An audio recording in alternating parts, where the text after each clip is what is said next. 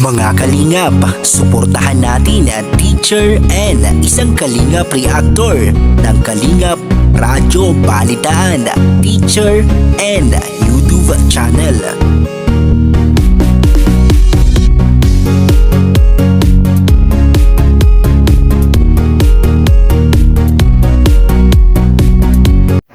Hi everyone, good afternoon, good morning and good evening to you all. Once again, this is Teacher N and welcome back to my YouTube channel. So for today's video mga kalingap, gusto ko lang din magbigay ng aking point of view tungkol doon sa sinabi ni Kapitana Nayhads na pinayaman daw itong sina Kuya Val at si Kalingap Rab ng beneficiary. So ayun, Kapitana Nayhads, bilang isang guro, gusto kong magbigay ng ginaw sa yung pahayag na yan kung ikaw ay nalilito o nalalabuan ka. Dahil hindi ko maintindihan kung bakit nagkaroon ka ng ganyang klase ng konklusyon na hindi ka nag-aanalisa.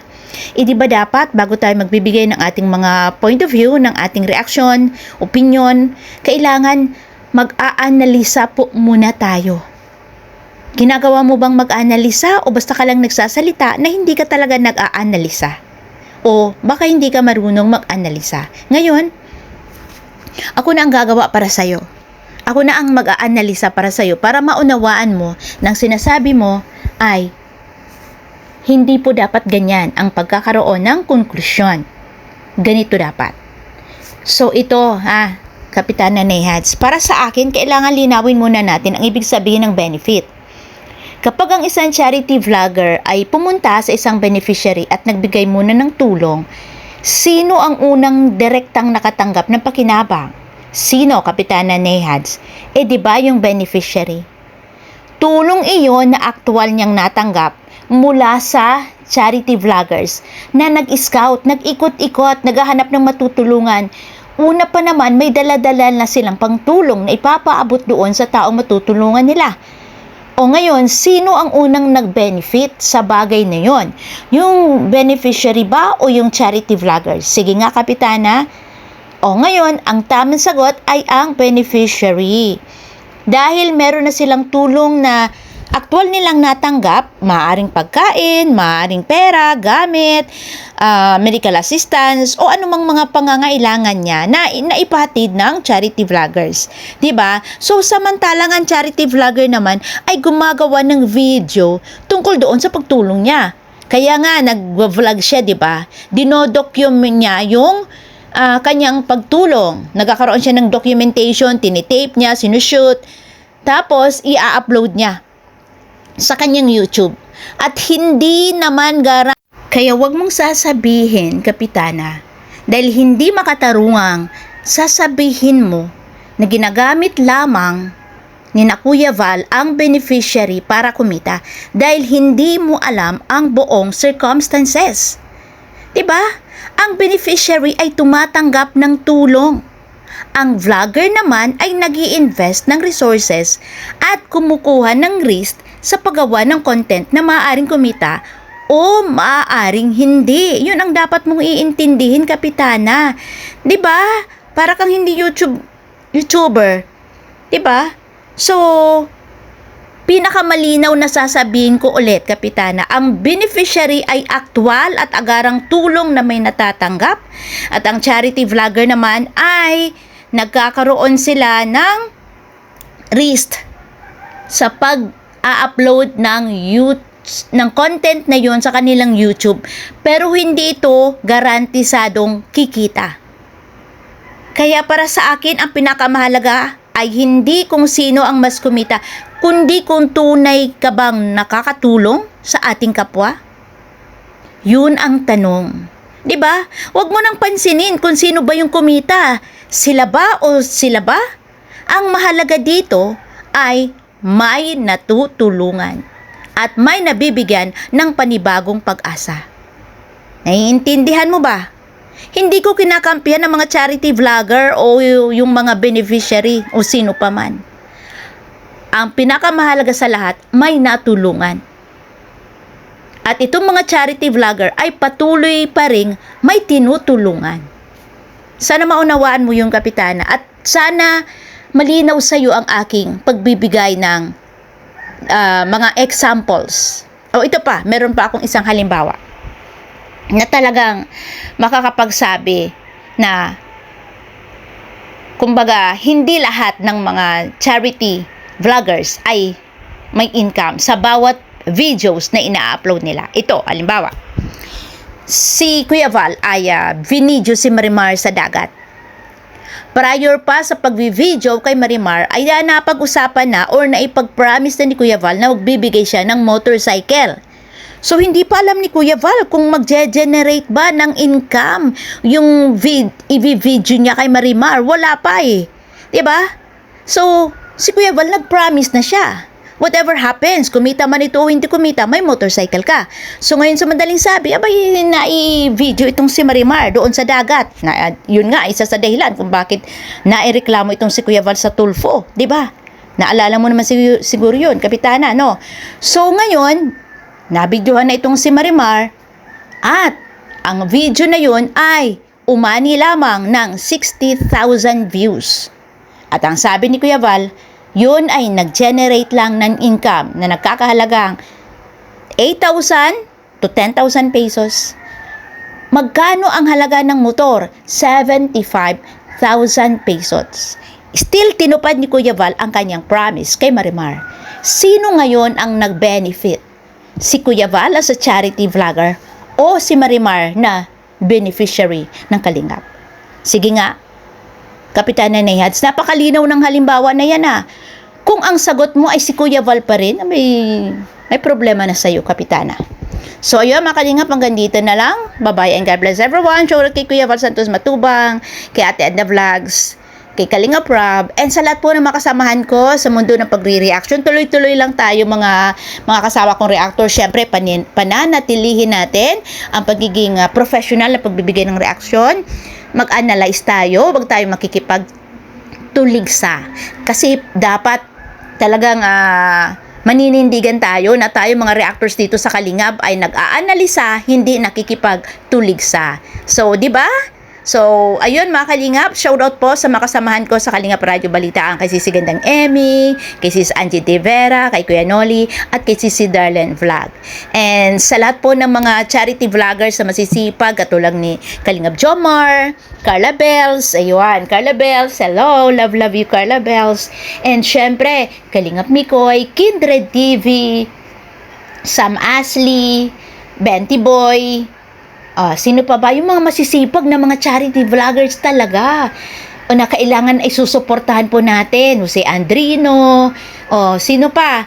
Sina Gabi Sera, sino pa? Nelson TV Official. Ayun, masisipag po sila ng mga charity vloggers dito sa loob ng Team Kalingap na kailangan po nating suportahan. So, ayun mga Kalingap, ako'y natutuwa na naging bahagi po ako ng Team Kalingap na kahit paano ay nakakapagbigay din po ako ng aking mga point of view para katulad nito kay Kapitana Nehads na nalalabuan siya ay gusto ko pong magbigay ng paglilinaw dito kay Kapitana Nehads. So sana nakatulong po itong aking video reaction, itong aking pagbibigay ng point of view. Sa mga hindi pa po nakasubscribe sa akin, please don't forget to do so para updated po kayo sa mga videos na aking i-upload. Please click the notification bell. And syempre po, kung nagustuhan ninyo ang video na ito na aking in-upload, please don't forget to share, to post your comments, and syempre, ang pag-subscribe ang pinakamahalaga sa lahat. At ang sabi nga ni Sis Bopil, like, para pasok sa panlasa ni YouTube. Okay, ayun mga Kalingap, palagi nating iisipin, ang mahalaga ay makatulong sa kapwa kahit hindi ka na nagbe-benepisyo. 'Di ba? Ganun naman talaga ang dapat nating iisipin. 'Di ba, Kapitana Nehads? 'Di ba kung kapitan ka, dapat ang iniisip mo yung kapakanan ng iyong mga constituent. 'Di ba? So, bakit ka nagsasabi ng mga ganun dito sa Kalingap? Kapitan ka kung totoong kapitan ka. Kasi hindi ko naman alam kung kapitan ka ba talaga o hindi. 'Di ba? O baka ginagamit mo lang yang kapitan. Ginagamit mo lang as screen name sa yung YouTube channel. So, ayun mga Kalingap, sana po ay nagustuhan po ninyo itong aking video reaction na ini-upload na nakapaghatid po sa inyo ng konting kaliwanagan. Sino ba talaga ang nagbe-benefit? Itong charity vlogger o ang beneficiary? So, napakalinaw po ng aking pagbibigay ng situation, 'di ba? Nagbigay ako ng mga examples kung paano natin masasabi kung sino ang totoong nagbe-benefit, itong charity vlogger o itong mga beneficiary. Pero kung titingnan mo, beneficiary, nandun na agad yung root word na benefit sa beneficiary. Bakit? Kasi nga sila yung unang-unang nakapag-benefit. Dahil sila ang unang napagpaabutan ng tulong. Dahil ang mga charity vloggers ay namumuhunan yan sila. Nagtitake sila ng risk kung ang kanilang content na nakita ay papatok sa masa o hindi. Doon na lang sila magkakaroon ng bonus.